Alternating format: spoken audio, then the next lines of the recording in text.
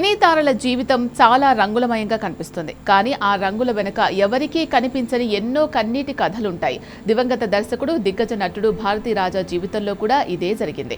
కొడుకు ఎదిగి వస్తుంటే చూడటం కన్నా గొప్ప సంతోషం ఒక తండ్రికి ఏముంటుంది? కానీ కళ్ళెదుటే ఆ కొడుకు విగత జీవిగా పడి ఉంటే ఆ తండ్రి గుండె ఏమైపోవాలి?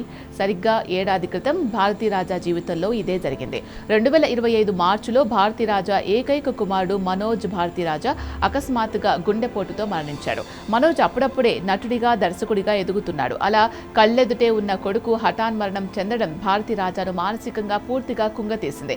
వయస్సు మీద పడినా ఎంతో ఉత్సాహంగా సినిమాల్లో చిన్న చిన్న పాత్రలు చేస్తూ సందడిగా ఉండే ఆయన కొడుకు మరణంతో ఒక్కసారిగా మూగబోయారు. సినిమాలకు దూరమయ్యారు. కొడుకు లేని ఆ బాధను ఆయన భరించలేకపోయారు.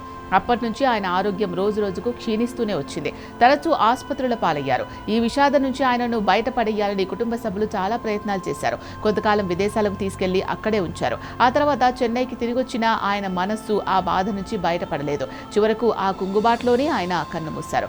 కొడుకు దగ్గరికే ఆ తండ్రి ప్రాణాలు గాల్లో కలిసిపోయాయి అని ఆయన సన్నిహితులు కన్నీరు మున్నీరవుతున్నారు. భారతీ రాజా అంటే కేవలం ఒక దర్శకుడు కాదు. దక్షిణ భారత సినీ చరిత్రలో ఆయన జీవితం ఒక సువర్ణ అధ్యాయం. పల్లెటూరి స్వచ్ఛతను, ప్రేమలోని కమ్మదనాన్ని తెరపై ఆయన చూపించినంత అద్భుతంగా మరెవరూ చూపించలేరేమో. తెలుగులో ఆయన తీసిన సీతాకోకచిలుక, ఎర్ర గులాబీలు, టిక్ టిక్ టిక్, ఆరాధన లాంటి ఎన్నో ఆణిముత్యాలు ప్రేక్షకులకు ఎప్పటికీ గుర్తుండిపోతాయి. ఆయన మరణ వార్త విని యావత్ సినీ ప్రపంచం శోకసంద్రంలో మునిగిపోయింది.